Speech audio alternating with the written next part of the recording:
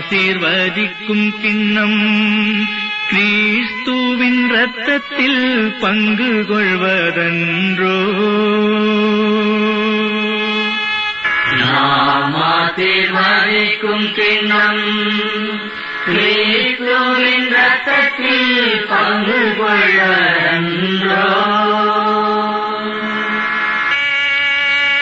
ஆண்டவர் எனக்குச் செய்த எல்லா நன்மைகளுக்காகவும் நான் என்ன கைமாறு செய்வேன்?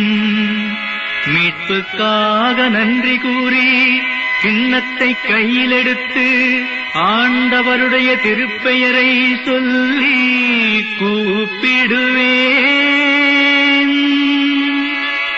நாம் ஆசீர்வதிக்கும் கிண்ணம் கிறிஸ்துவின் இரத்தத்தில் பங்கு கொள்வதன்றோ. ஆண்டவர் தம் அடியாரின் மரணம் அவருடைய பார்வையில் மிக மதிப்புக்குரியது.